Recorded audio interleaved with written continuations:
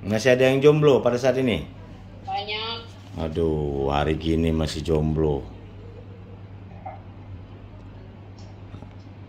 Tapi dengan walaupun belum memiliki keluarga, ketika kita dipercaya oleh pimpinan sebagai jaksa anak, sebagai hakim anak, sebagai penyidik anak, kita tidak lepas bahwa apa yang kita tangani perkara tersebut, ya kita jadikan itu anak kita. Bagaimana saudara akan tuntut dia nantinya masuk ke dalam penjara, dia harus berpisah dengan keluarganya. Kita bayangkan, mungkin adik kita mungkin ada umur sekian, pisah sama mamanya. Apabila sisi-sisi itu saudara sudah tanamkan di dalam hatinya, hati kita sebagai aparat penegak hukum yang punya kewenangan menangani perkara anak, sudah saudara pertimbangkan cara kelangsungan hidup, aku masukkan ke dalam penjara dia nanti, apa yang terjadi di dalam itu?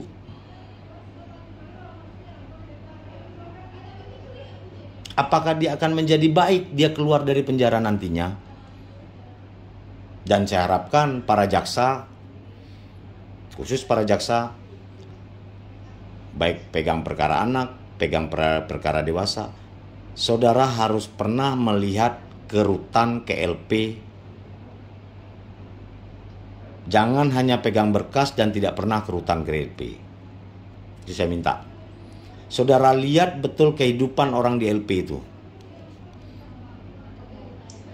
Pernah saudara lakukan itu? Belum pernah.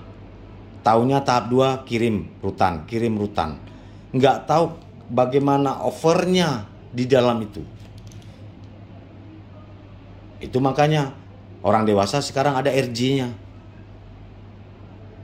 Itu salah satu mengurangi over capacity yang ada di dalam. Perkara-perkara ringan masuk tahap 2 kirim. Tapi kita nggak tahu apakah bisa tempat tidur mereka di sana, apakah bisa mandi mereka di sana. Itu tanggungan negara. Makan mereka pagi, siang, malam ditanggung oleh negara. Tapi kita tidak tahu apa yang terjadi di dalam itu. Nah, upayakan sekali-sekali datang ke situ, cek, lihat mana tahanan kita. Nasib mereka ada di tangan kalian.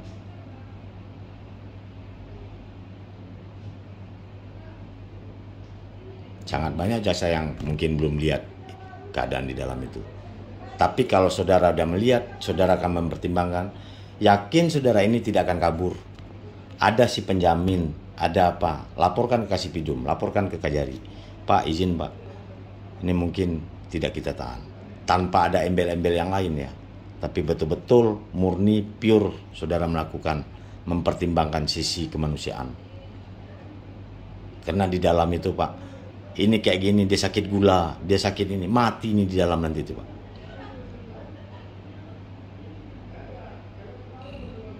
Saya itu yang saya kerjakan dulu.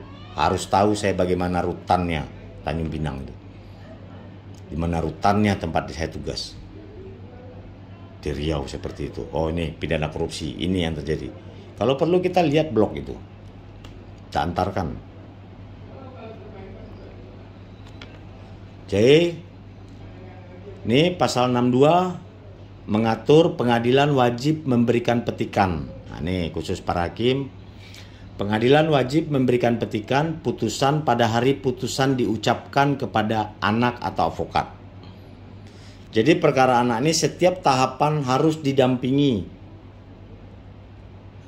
Setiap tahapan harus didampingi oleh advokat, oleh pengacara. Apabila pengacaranya belum ada tahap 2, jangan diterima dulu tahap 2-nya. Sampai ada pengacara. Walaupun pengacara penunjukan. Begitu juga hakim di pengadilan pas buka sidang tidak ada pengacaranya, carikan dulu pengacaranya. Atau memberikan bantuan hukum lainnya, pembimbing PK Bapas dan penuntut umum. Pengadilan wajib memberikan salinan putusan paling lama 5 hari sejak putusan diucapkan kepada anak atau advokat atau pemberi bantuan hukum.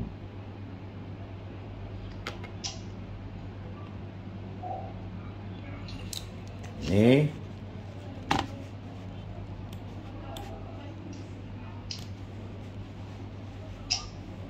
proses pelaksanaan putusan hakim. Ini proses yang apa? Hakim menjatuhkan pidana, panitera memberikan petikan pada putusan yang diucapkan dan menyerahkan salinan putusannya 5 hari sejak diucapkan. Terus jaksa menyampaikan petikan putusan kepada Kajari sebagai dasar diterbitkannya sprint pelaksanaan P48. Dan dalam waktu 2 hari kerja setelah menerima salinan putusan yang ingkrah, Kajari menerbitkan P48.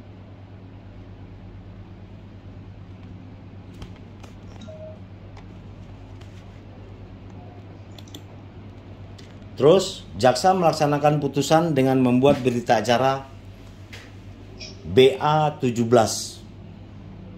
dalam waktu 5 hari kerja setelah menerima P48 dari Kajari.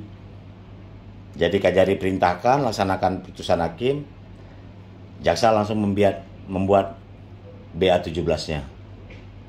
Terus jaksa mengirimkan tembusan berita acara pelaksanaan setelah dieksekusi oleh jaksa kepada kepala lembaga LP anak bahwa dia telah dieksekusi. Dan anak pidana kepada putusan perkara pada tingkat pertama register oleh hakim pengawasan atau pengamat. Kita masuk lagi, Bapak-bapak, Ibu-ibu, ke pidana pokok. Apa saja tadi pidana pokok? Pidana pokok yang pertama ada pidana peringatan. Ini yang saya sampaikan, apa saja tanda pidana peringatan nanti kita jelasin. Terus ada pidana dengan syarat. Pidana dengan syarat, jaksa melakukan pidana tuntutannya pidana syarat, hakim memutusnya, ada 3 syarat. Pembinaan di luar lembaga, selanjutnya pelayanan masyarakat, selanjutnya pengawasan. Itu berada di bawah pidana pokok yang pidana dengan bersyarat. Selanjutnya ada pidana pelatihan, pelatihan kerja. Selanjutnya ada pidana pokok pembinaan di dalam lembaga.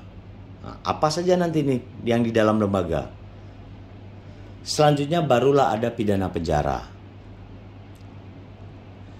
Ketika saudara menyidangkan perkara anak, jaksa penuntut umum harus mengetahui apa saja pidana pokoknya. Kalau tidak tahu, apa yang mau dituntut? Kalau kita tidak paham pidana pokok terhadap anak di dalam undang-undang SPPA, bagaimana kita menuntut orang? Begitu juga hakim. Oh, pidana pokok pelayanan masyarakat katanya. Itu berada di pidana syarat. Subnya baru ada pelayanan masyarakat. Jatuhkan dulu pidana syarat, baru ada subnya.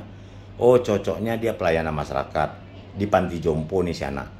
Atau di kantor lurah nih dia bekerja.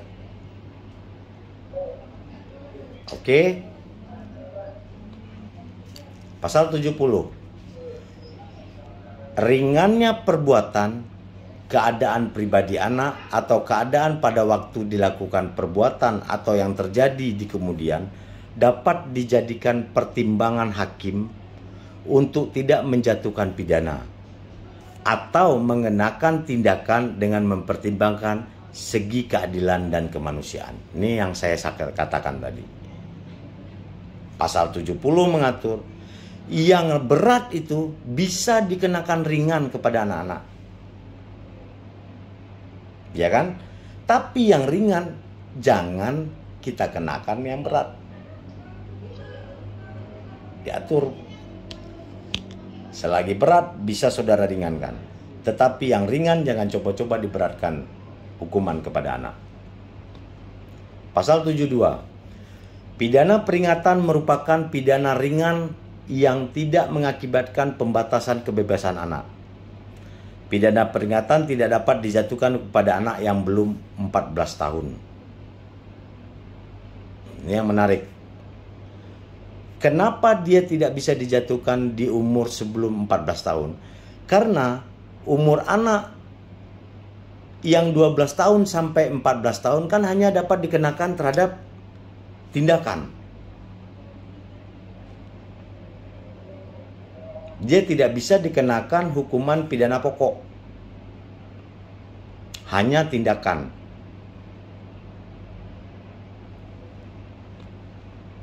Apa itu pidana peringatan? Nih, saudara baca. Hakim mengucapkan putusan pidana peringatan dalam persidangan dan dituangkan dalam putusan. Pidana peringatan dapat berupa teguran, nasihat, wejangan, himbauan, atau anjuran. Di sini menarik, Bapak-bapak, Ibu-ibu. Ketika pelaku anak tidak memenuhi syarat diversi, orang tuanya karena tidak paham berpikir, waduh Pak, berarti anak saya tidak bisa didiversi atau telah pernah mengulangi pidana atau ancamannya di atas 7 tahun. Dia harus kumulatif. Salah satu syarat terpenuhi tidak bisa didiversi. Dia berpikir, waduh, berarti di BAP Pak, anak saya, diperiksa saksi, masuk penjara anak saya. Logikanya masyarakat awam karena tidak pahamnya undang-undang SPPA, ketika anaknya masuk ke dalam proses peradilan, yang saya ceritakan pembelajaran kemarin di gambaran umum, mereka sudah terbentuk bahwa anak saya akan masuk penjara. Ini nggak bisa nih penyelesaian perkara anak saya didiversi masuk ke dalam proses. Ternyata di hukuman pokok saja ada hukuman ini. Pidana peringatan dapat berupa teguran, nasihat, wejangan, himbauan, atau anjuran. Dek, jangan melakukan lagi ya pencurian ya. Catat nama panitera. Itu putusan hakim itu. Kamu baik-baik sekolah ya.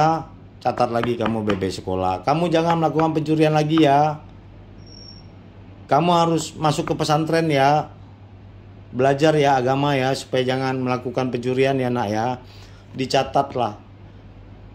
Catatan itu menjadi putusan hakim. Bagaimana jaksa melakukan eksekusinya? Jaksa lakukan eksekusi, panggil orang tuanya. Bu, kata hakim kemarin, anak ini baik-baik sekolahnya, jangan melakukan pencurian lagi. Masukkan kalau bisa ke pesantren Bu, biar agamanya kuat. Dah, anak ibu saya kembalikan ya. Ibu binalah anak ibu baik-baik. Itu eksekusinya. Udah, jaksa udah melakukan eksekutor, melakukan tugasnya. Ringan nggak tuh? Sangat ringan. Karena masyarakat tidak paham ada putusan yang seperti itu.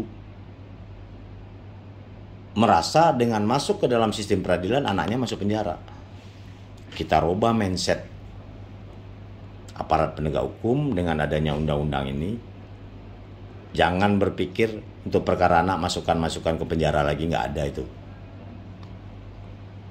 Ini yang saya katakan tadi. Apa yang dilakukan oleh jaksa dalam eksekutornya? Dalam hal putusan hakim peringatan telah memperoleh kekuatan hukum tetap, putusan dilakukan jaksa dengan cara membacakan peringatan dari putusan pengadilan kepada anak yang didampingi oleh pembimbing kemasyarakatan, advokat, atau pemberi bantuan hukum lainnya dengan orang lain. Selanjutnya, dilaksanakan berdasarkan ketentuan pelaksanaan putusan yang diatur oleh SPPA. Hanya gitu jaksa melakukan eksekutornya.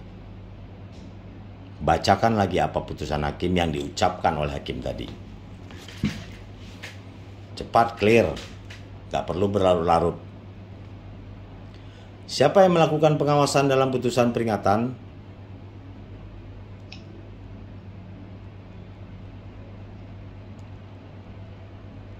Pembimbing kemasyarakatan selama 30 hari, kemasyarakatan, hakim, pengamat, pengawas, dan pengamat menerima laporan dari PK Bapas atau hasil pengawasan yang telah dilakukan selama 30 hari. Itu yang mengawasi. Kita masuk ke pidana pokok, pidana syarat. Pidana syarat. Pidana dengan syarat dapat dijatuhi oleh hakim dalam hal pidana penjara yang dijatuhkan paling lama 2 tahun. Jangka waktu masa pidana syarat paling lama 3 tahun. Jadi ini sama dengan pidana percobaan. Ketika kita mempidana seseorang dengan hukuman 1 tahun penjara, tapi masa percobaan 2 tahun, dia kan tidak perlu menjalani hukuman di dalam. Ini sama, ini syarat umum. Ada 2 jenis syarat. Syarat umum dan syarat khusus di dalam undang-undang ini. Apa saja syarat umumnya? Anak tidak akan melakukan tindak pidana lagi selama menjalani masa pidana syarat. Itulah yang seperti masa percobaan. Nah, mungkin adik-adik jaksa pernah menuntut masa percobaan. Harus lebih tinggi pada masa yang harus dijalaninya. Pidana penjara 1 tahun, masa percobaannya harus 2 tahun. Pidana penjara 3 tahun, masa percobaannya pasti kita berikan 4 tahun misalnya, atau 5 tahun. Jadi selama 5 tahun, apabila dia melakukan kejahatan lagi, dia menjalani hukuman pokok yang 3 tahun tadi. Berapa lama dia dijatuhi hukuman pokok oleh hakim? Jalaninya lagi. Karena masa syaratnya belum selesai, dia telah melakukan tindak pidana. Terus yang menarik lagi dalam undang-undang SPPA ini, dia ada syarat khusus. Nah, ini syarat khusus. Apa syarat khusus tersebut? Untuk melakukan atau tidak melakukan hal tertentu yang ditetapkan dalam putusan hakim dengan tetap memperhatikan kebebasan anak. Artinya apa? Hakim bisa menambahkan di dalam syarat khusus bahwa putusan mencabut SIM-nya selama 1 tahun, misalnya ini contoh aja, dan melarang si anak itu mengendarai kendaraan selama 1,5 tahun. SIM-nya dicabut 1 tahun, mengendarai kendaraan dilarang. Itulah syarat khususnya. Ada tambahan, dicabutnya atau menjalani hukuman badan, tetapi dia tidak boleh berantem dalam 2 tahun ke depan. Apabila itu dilakukannya syarat khusus tersebut, maka dia harus menjalani hukuman. Jadi boleh ditetapkan oleh hakim tambahan hukuman yang tidak memperhatikan kebebasan si anak. Boleh dia ditambahkan. Atau dia tidak berbuat. Jangan berbuat dia. Nah, tergantung pilihan dari hakim nanti.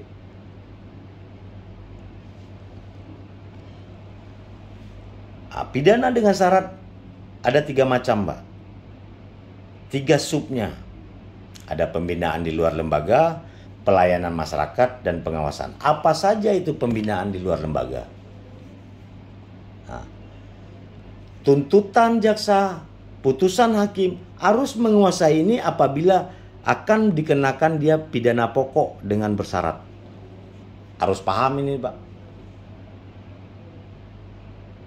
Nah, bahan saya ini nanti pergunakanlah, saya share nanti ke Pak Saripudin, mungkin menjadi acuan, menjadi pedoman sama kita apa saja pembinaan lembaga di luar lembaga, pelayanan masyarakat, ya kan?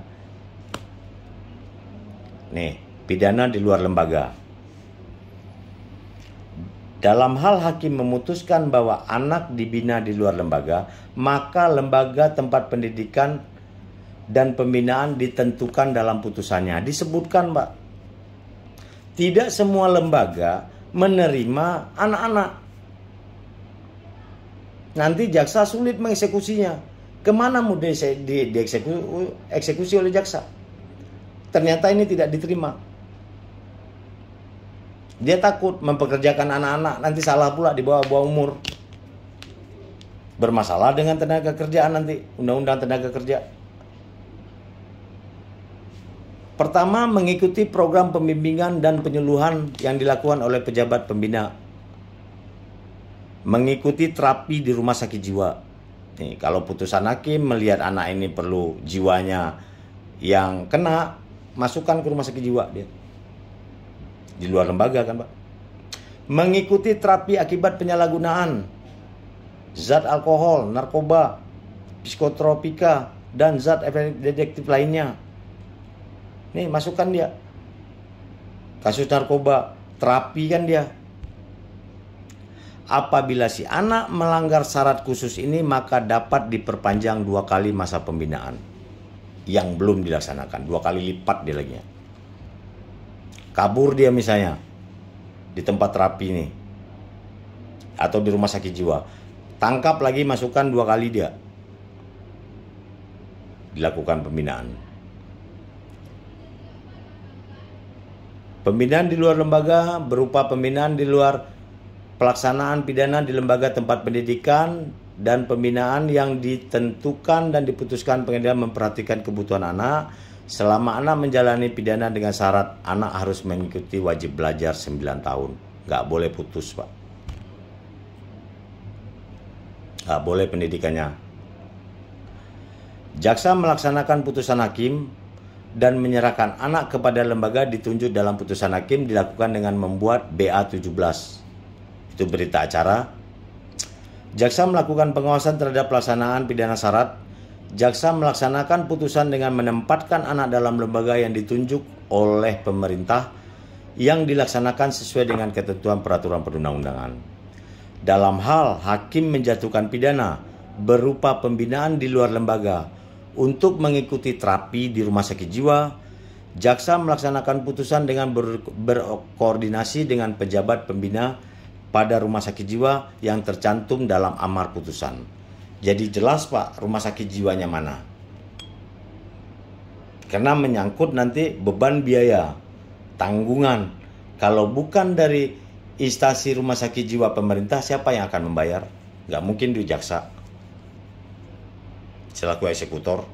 Makanya terhadap setiap putusan harus dicari dulu formasinya, baik tuntutan jaksa dengan hakim misalnya, bukan berkoordinasi dengan apa, tetapi yang positifnya, majelis, saya sudah tanya rumah sakit yang ditanggung oleh pemerintah, rumah sakit ini namanya.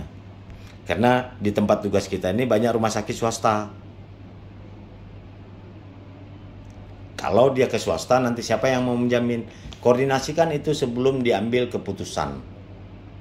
Oh, Bu Jaksa mau nuntut ke rumah sakit jiwa, ya sepertinya kayak rumah sakit jiwa nih yang pas. Oh yaudah, saya pertimbangkan rumah sakit jiwa mana. Itu harus tertuang dalam tuntutan jaksa dan putusan hakim, supaya kita jangan sulit melakukan eksekusi.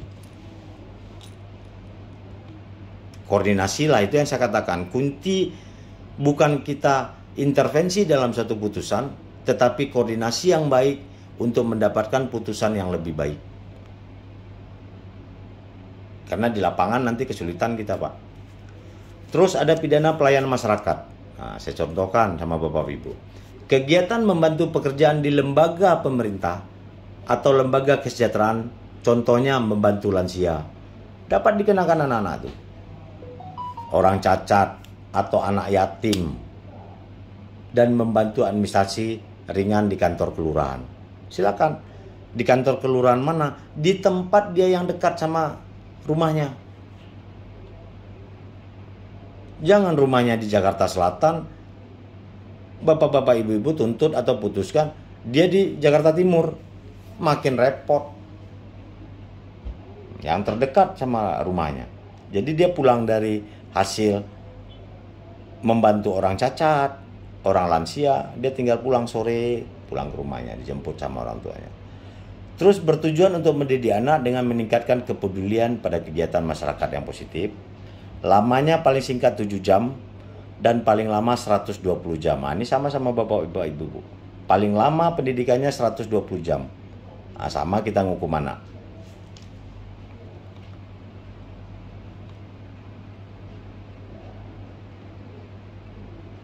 Masuk kita pidana pelatihan kerja. Dilaksanakan pelatihan kerja yang sesuai dengan usia anak. Nah, pertimbangkan Di pelatihan kerja mana yang menerima si anak? Paskan dulu. Terus lembaga yang dimaksud Balai Latihan Kerja, Lembaga Pendidikan Advokasi, dilaksanakan oleh kementerian yang penyelenggaraan urusan pemerintah bidang kinerja pendidikan atau sosial. Masa pelatihan kerja paling singkat 3 bulan dan paling lama 1 tahun. Panjang nih Pak. Pidana pembinaan dalam lembaga. Apa pula ini? Dilakukan di tempat pelatihan kerja atau lembaga pembinaan yang diselenggarakan baik oleh pemerintah maupun swasta. Syaratnya telah berusia 14 tahun. Perbuatan pidana tidak membahayakan masyarakat. Nah, ini syaratnya. Apabila membahayakan masyarakat, dia pasti terancam jiwanya si anak.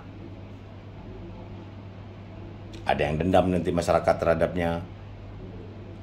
Masa pembinaan dalam lembaga minimum 3 bulan dan maksimum 24 bulan. Mendapatkan pembebasan bersyarat apabila diberlakukan baik telah menjalani setengah lamanya pembinaan dan lembaga tidak kurang dari 3 bulan.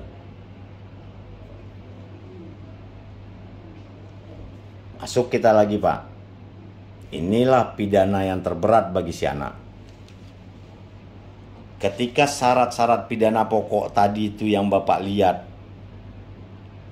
sebagai jaksa, sebagai hakim, karena ini menyangkut tuntutan dan putusan, sudah tidak tembus lagi, menurut Bapak tidak pantas lagi anak itu mendapatkan pidana syarat, pidana peringatan, sudah tidak Bapak ketemukan, barulah Bapak mengambil keputusan. Ini harus kutuntut pidana penjara ini anak. Harus saya putus pidana penjara ini anak. Karena ada ketulungan nih kejahatannya. Syaratnya telah berusia 14 tahun. Belum sampai 14 tahun kita tidak boleh menuntut dia pidana penjara. Keadaan dan perbuatan anak akan membahayakan masyarakat. Artinya apa? Kalau dia tidak dipenjara, masyarakat terancam atau dirinya yang terancam atas perbuatan dia. Kejahatannya luar biasa. Dia mengikuti jaringan teroris mungkin ya. Dia melakukan terjadi jaringan narkoba yang begitu internasional yang membahayakan generasi muda berikutnya. Sisi-sisi itu yang mengakibatkan bapak-bapak, ibu-ibu harus menuntut dan memutus dia pidana penjara. Bahaya terhadap dirinya dan orang lain. Maksimum pidana penjara setengah dari maksimum ancaman pidana penjara orang dewasa. Ketika ancaman pidana tersebut 20 tahun penjara, jaksa hanya bisa menuntut 10 tahun.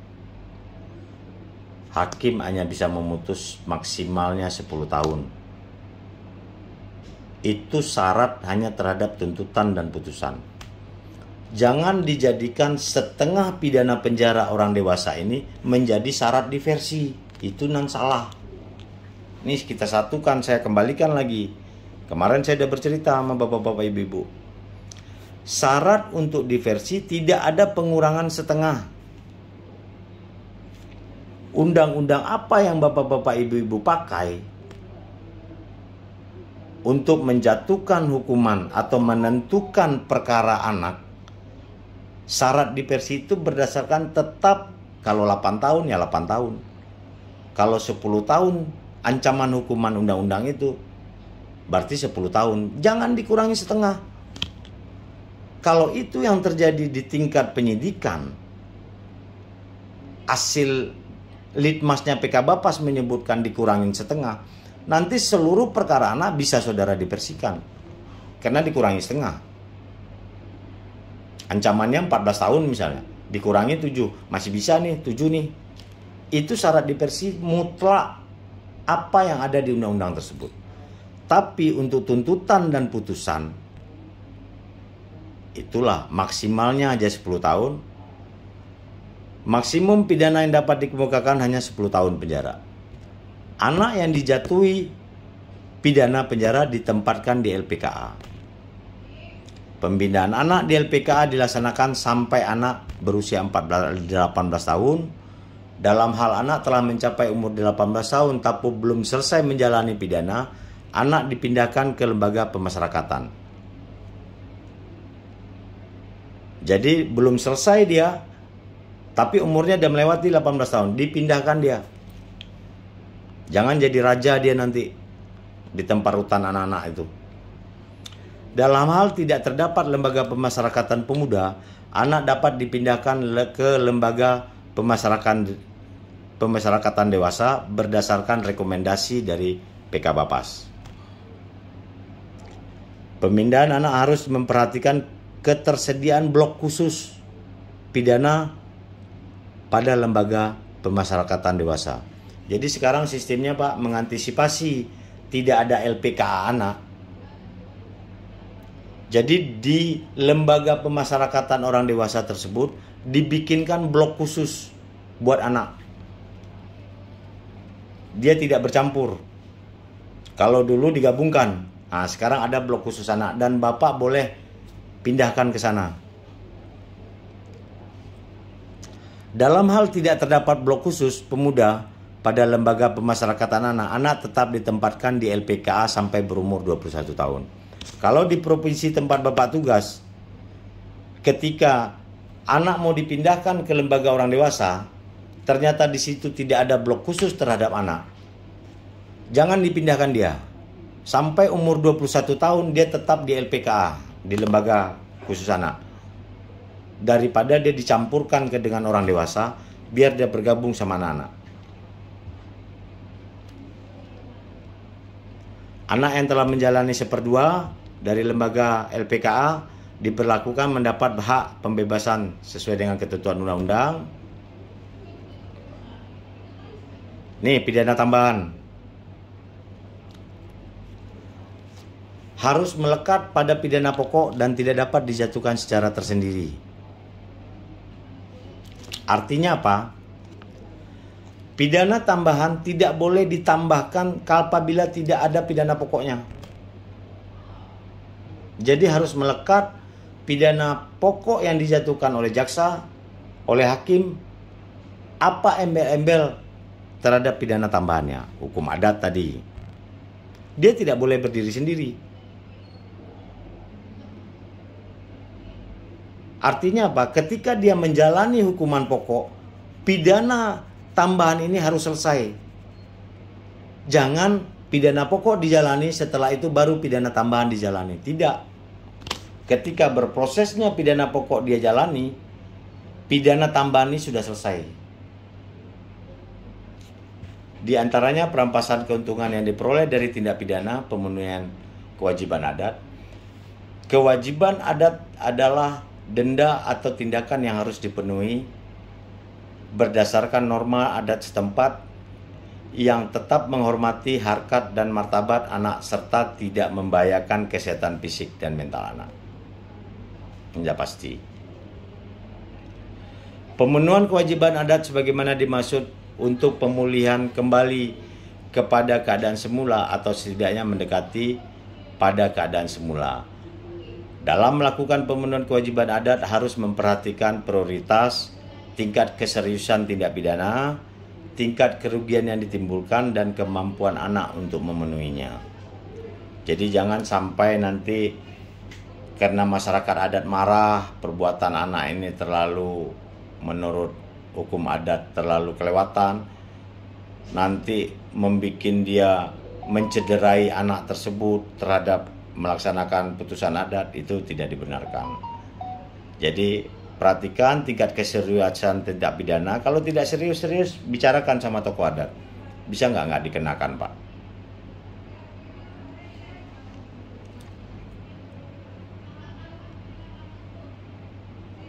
Nah, pelaksanaan sebagaimana dimaksud, jaksa dengan menyerahkan anak kepada tokoh adat. Nah, ini eksekusinya nih, Pak. Untuk pemenuhan hukuman adat. Jaksa dengan menyerahkan anak kepada tokoh adat setempat untuk memenuhi kewajiban adat sesuai dengan putusan pengadilan. Ini jaksa bertanggung jawab selaku eksekusi. Penyerahan anak kepada tokoh adat setempat dituangkan dalam berita acara. Siapkan di PP 65. Selanjutnya, dalam melaksanakan pidana tambahan pemenuhan kewajiban adat, anak didampingi oleh PK Bapas. Jadi jaksa di situ hadir, PK Bapas hadir, orang tuanya hadir untuk pemenuhan hukum adat. Ini tindakan tadi, Pak. Tadi pidana pokok sudah kita bercerita, masuk kategori tindakan. Syaratnya tindak pidana yang dilakukan oleh anak berumur 12 tahun hingga di bawah 18 tahun diancam dengan pidana penjara 7 tahun. Maksimum masa tindakan dalam kaitan dengan perawatan, kewajiban mengikuti pendidikan formal, penjemputan SIM paling lama hanya 1 tahun. Misalnya dia pelanggaran, hakim bisa memutus, jaksa bisa menuntut mencabut SIM saudara 1 tahun. Silakan ada pidana syarat tambahannya, jangan mengendarai kendaraan selama 2 tahun. Itu silakan. Syarat khususnya. Jenis tindakan apa saja? Ini yang harus diketahui sama rekan-rekan jaksa sama hakim. Pengembalian kepada orang tua atau wali. Penyerahan kepada seseorang. Artinya seseorang ini misalnya kenakalan si anak tersebut berlawanan dengan orang tuanya terus. Orang tuanya udah kewalahan juga ngurus anaknya sebandel ini. Hakim bisa menunjuk misalnya pamannya mungkin yang bisa dipercaya. Udah, anak ini diurus oleh pamannya si Anu atau tantenya sini. Menurut hakim pantas itu. Selanjutnya ada perawatan di rumah sakit jiwa, Pak. Lihat, ada sedeng-sedeng, ada miring-miring sikit nggak anak nih? Tunjuk rumah sakit jiwa mana. Terus perawatan di lembaga penyelenggaraan kesejahteraan LPKS. Nah, ini pembinaan sosial. Dia perlu pesantren kah? Dia perlu masuk ke rumah aman kah? Ke gereja kah? Terus kewajiban mengikuti pendidikan formal dan atau pelatihan yang diadakan oleh pemerintah, baik swasta. Pencabutan surat izin mengemudi, perbaikan akibat tindak pidana. Inilah jenis-jenis tindakan yang Bapak Ibu kuasai. Umurnya 12 sampai sebelum 14 tahun. Oke. Ini yang saya katakan. Perkara anak yang melakukan tindakan di bawah 12 tahun. Ini berbeda lagi nih, Pak.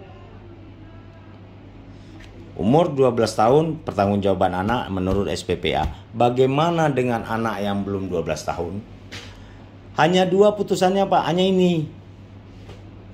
Cara penyelesaiannya cukup di tingkat penyelidikan di kepolisian. Tidak ada sampai SPDP ke kejaksaan.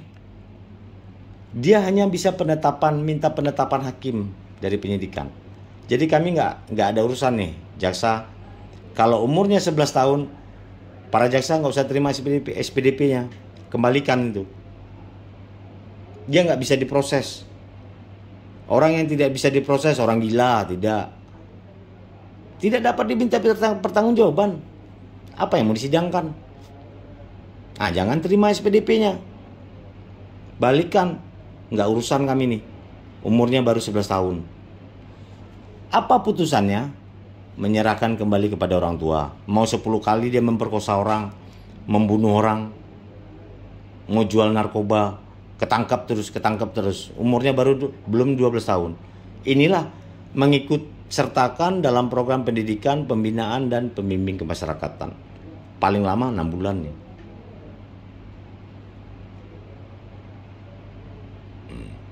Itu farmasi penyelesaian di bawah 12 tahun. Karena si anak belum dapat dimintai pertanggungjawaban. Belum tahu dia yang baik dan buruk. Oke, Bapak-bapak, Ibu-ibu, penangkapan, penahanan adalah upaya terakhir dalam waktu yang paling singkat terhadap anak yang berhadapan dengan hukum.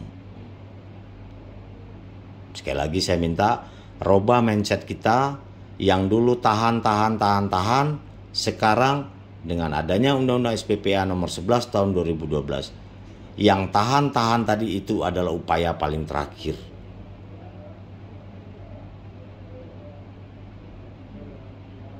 Kesalahan anak bukan murni atas kesalahan dia.